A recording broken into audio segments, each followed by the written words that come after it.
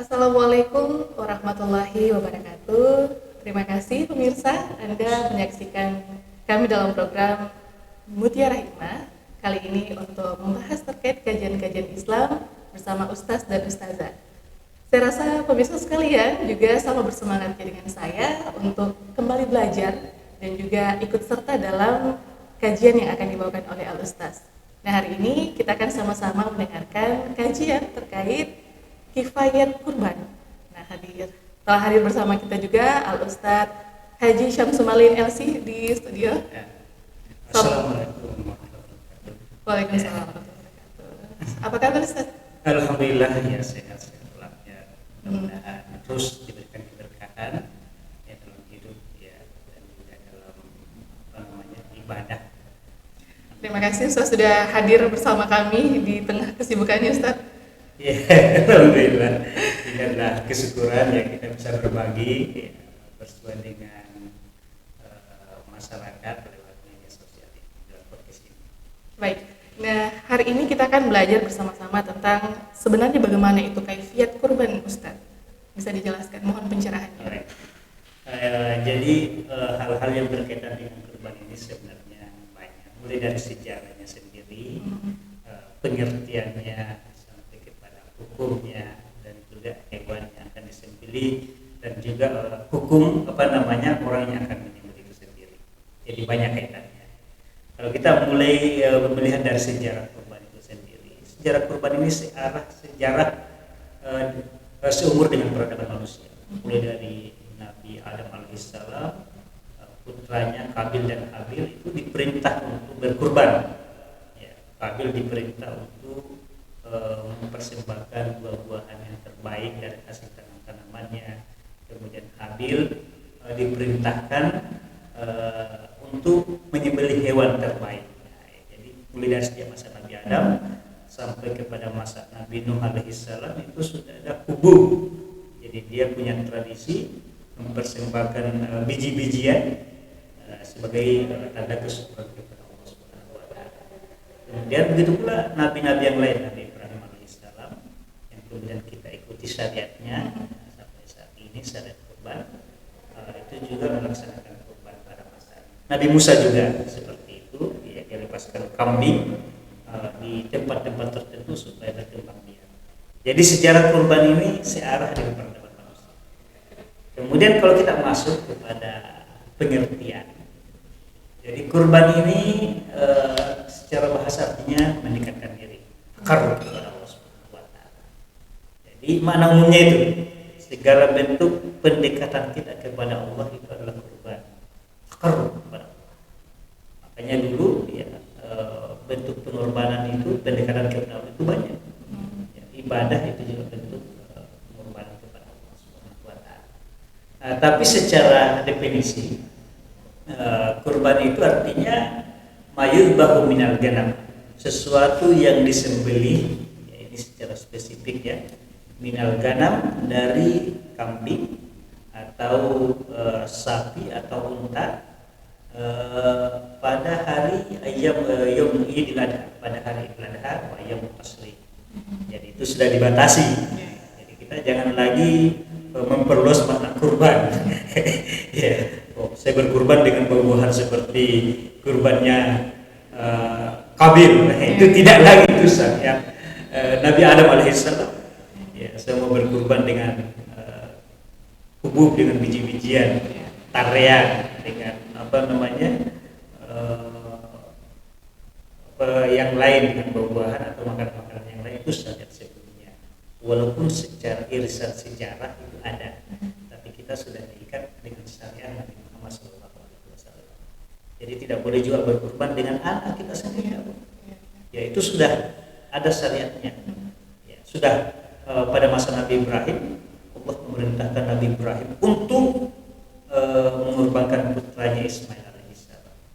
Nah, kemudian Allah menerima kurban dan Nabi Ibrahim ini diganti dengan kabashin, dengan kibas, dengan kurban ataupun dengan kambing yang kita laksanakan pada saat ini.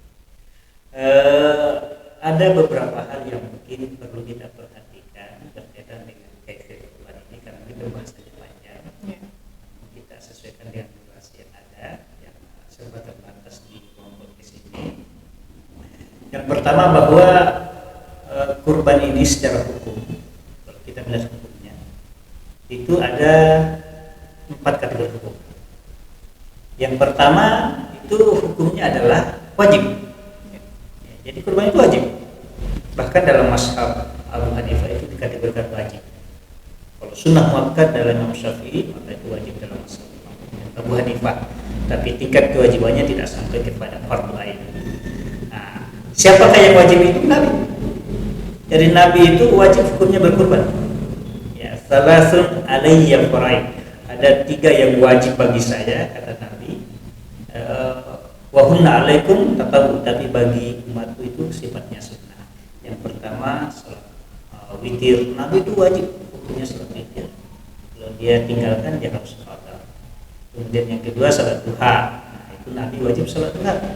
Kita ini sunnah.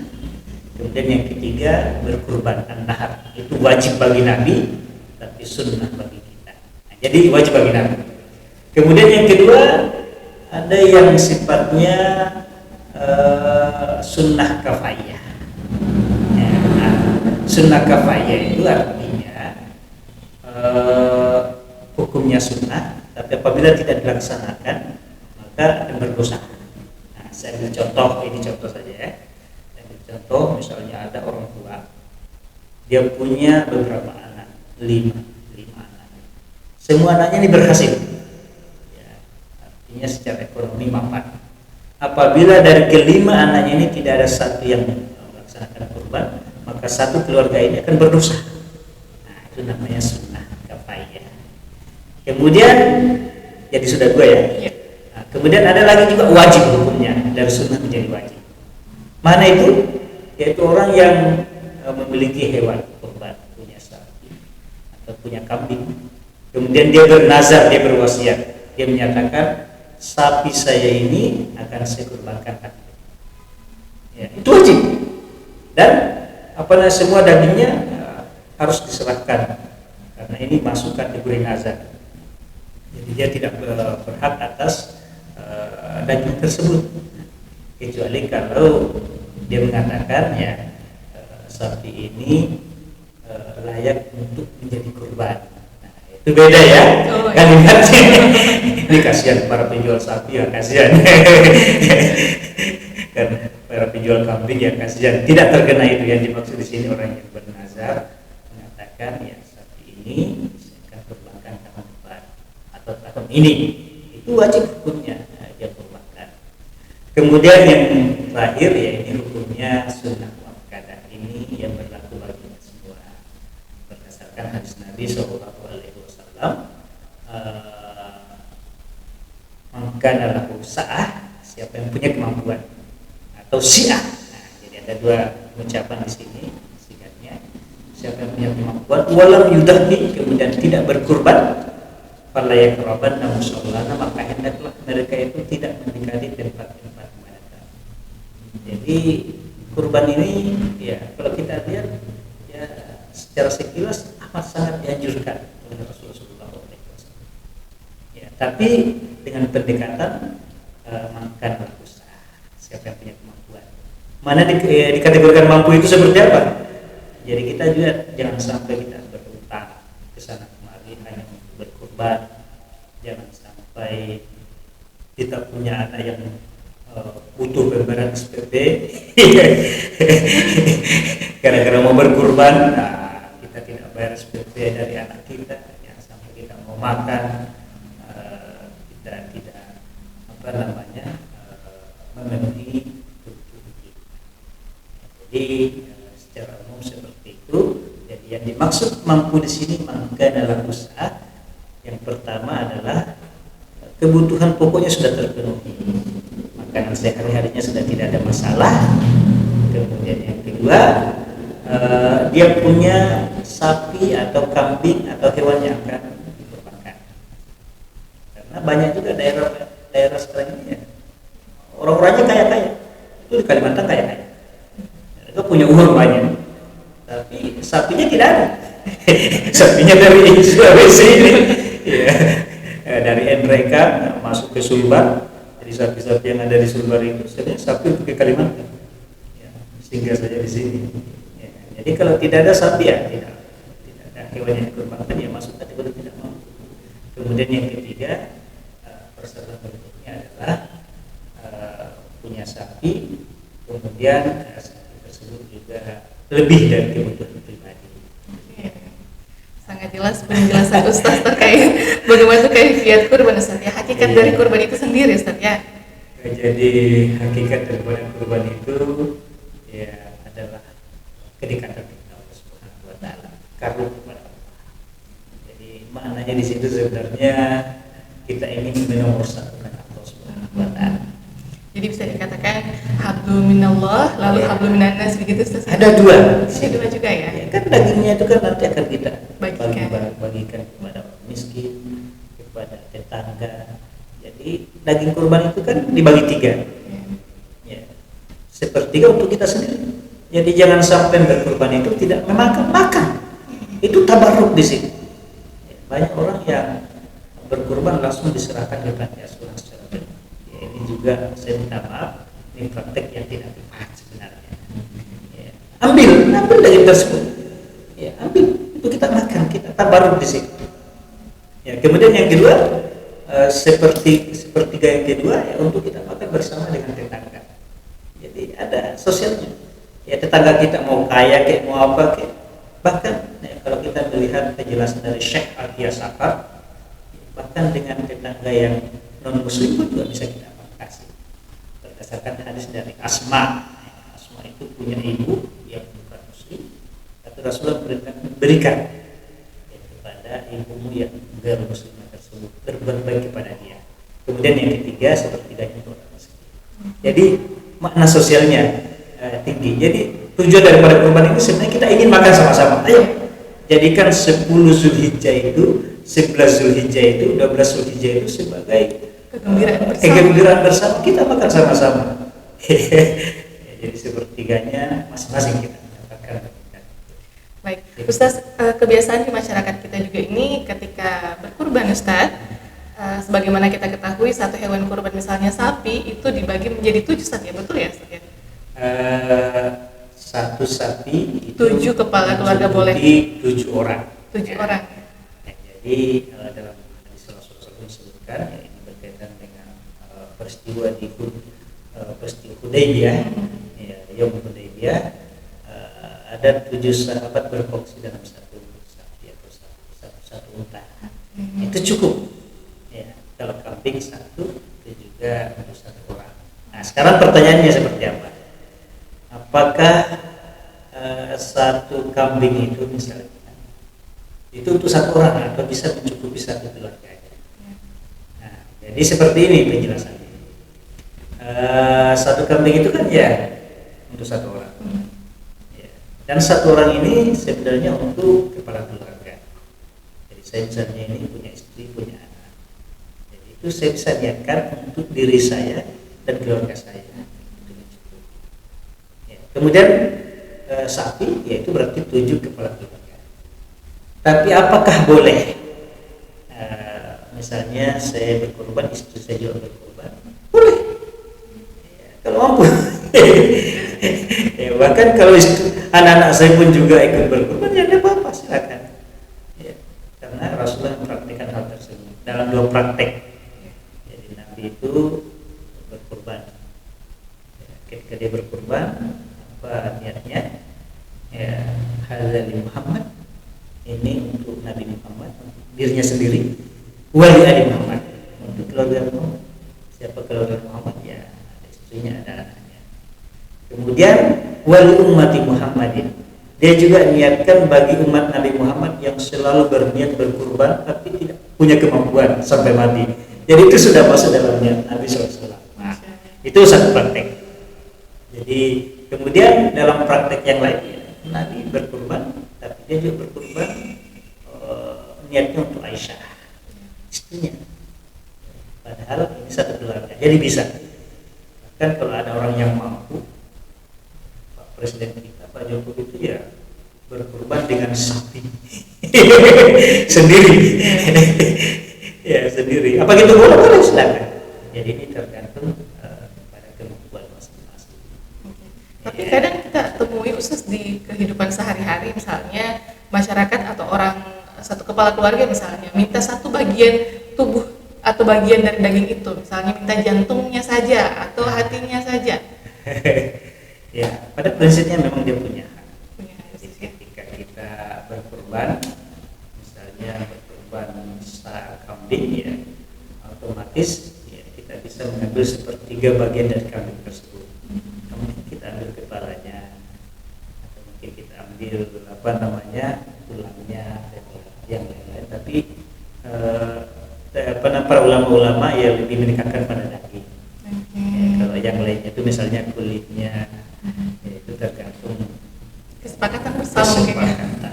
Nah, artinya kita ini ada perbedaannya antara masa Nabi dengan masa sekarang. Kalau dulu di masa Nabi, masa sahabat, kurban itu kan dipraktekkan secara mandiri. Ya. Tidak ada namanya panitia. Ya, tidak ada panitia ya. Dia sendirian cari hewan kurban. Ya, bahkan terkadang sapi milik dia sendiri, dia sendiri yang potong.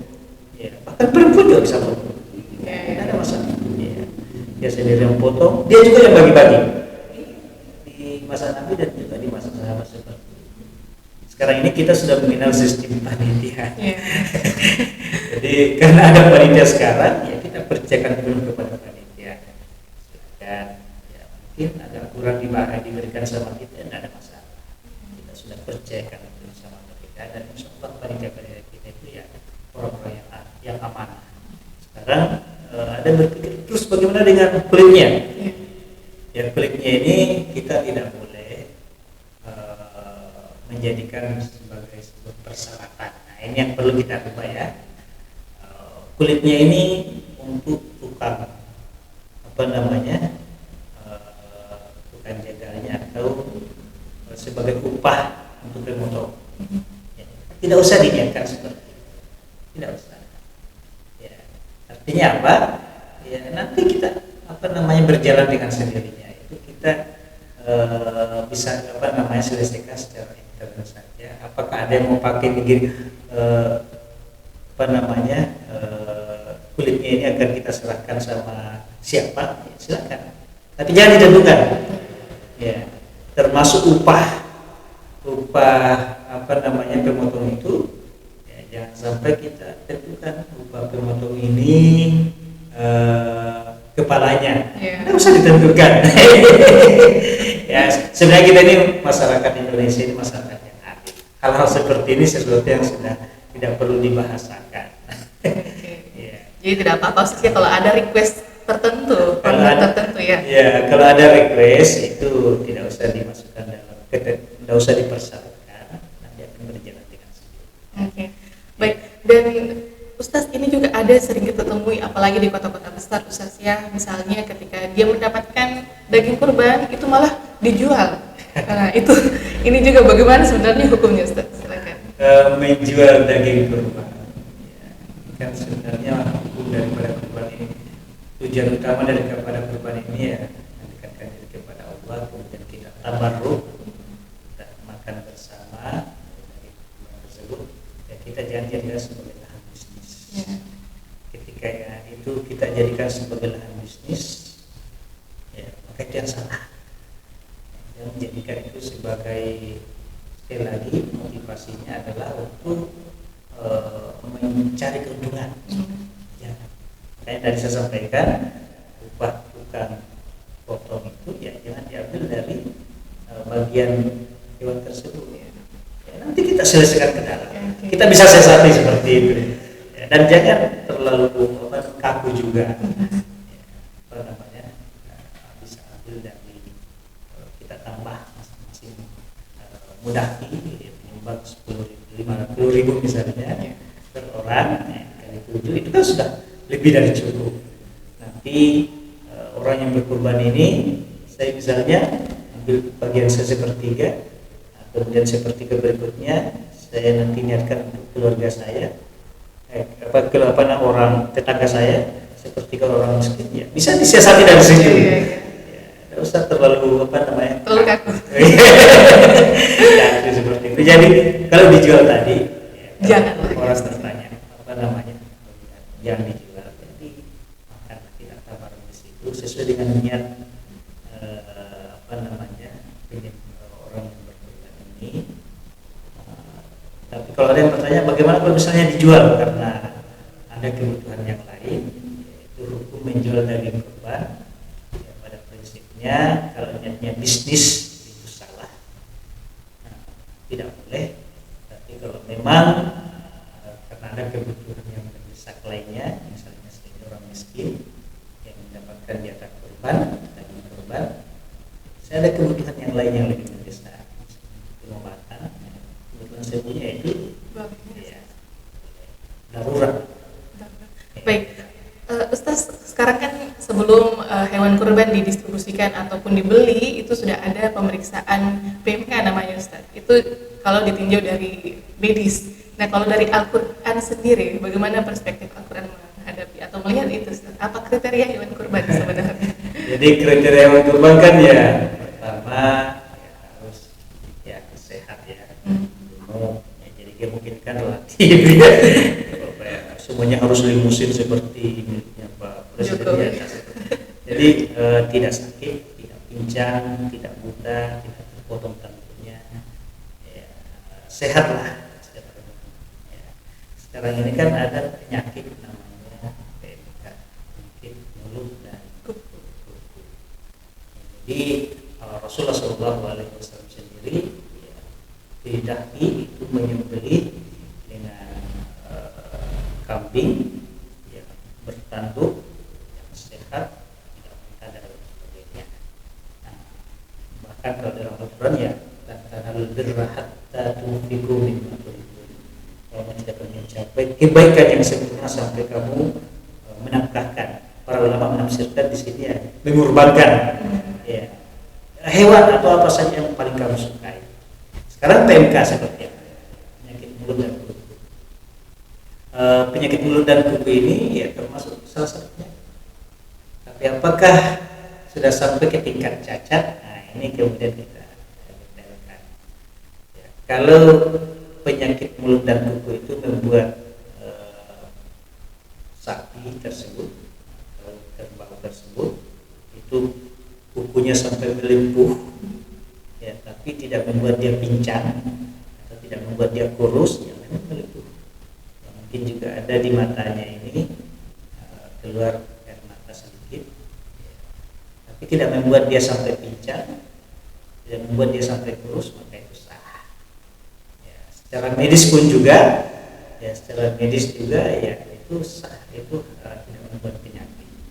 Nah, tapi kalau misalnya itu kukunya tersebut melepuh sampai lepas, matanya berair, sampai menyebabkan tubuhnya kurus, berpengaruh kepada fisik sapi tersebut, hewan tersebut, bahkan sampai pincang, itu bisa menyebabkan kepincangan. Nah, ini yang tidak layak untuk dikurbankan. Jadi mari kita berkorban dengan yang terbaik. Kalau yang terbaik itu kan unta. Nah, ayo mari kita berkorban dengan unta. Sayangnya unta tidak. Tapi kan mungkin ya. Makanya kalau sempat pergi haji atau kita pergi di tahun ini ya, tolong berkorban di Makkah. Di sana ada unta. Itu yang terbaik unta. Setelah unta baru masuk sapi. Kalau tidak ada sapi baru masuk yang berikutnya lagi, domba. Setelah domba baru kambing kacang seperti kambing gulai. Baik. Terima kasih Ustaz, penjelasannya sangat jelas, sangat rapi dan juga sangat dimengerti. Dan pemirsa, terima kasih Anda sudah mendengarkan kajian kita pada hari ini. Semoga apa yang kita dengarkan, apa yang kita simak bisa menjadi bekal kita dunia dan akhirat, dan juga bisa kita terapkan di kehidupan sehari-hari. Dan terima kasih Ustaz sudah hadir bersama kami di Mutiara Hikmah, Ustaz. Terima kasih banyak, mudah-mudahan bisa memberikan pencerahan, dan insya Allah kita berharap ya, hikmah daripada kurban yang kita laksanakan ini kita mensyukuri nikmat kehidupan. Allah menyelamatkan kita dari berbagai bencana yang Allah berikan kepada kita. Kita dipilih masih selama sampai saat ini. Kemudian yang kedua menghidupkan sunnah Nabi Ibrahim. Kemudian hikmah yang ketiga daftar minal bala, mudah-mudahan ini bisa menjauhkan kita dari musibah. Amin. Terima kasih sekali lagi Ustaz. Ya, sama-sama. Akhir kata saya Ummul Khairah, nun wal qalami ma yasturun. Wassalamualaikum warahmatullahi wabarakatuh.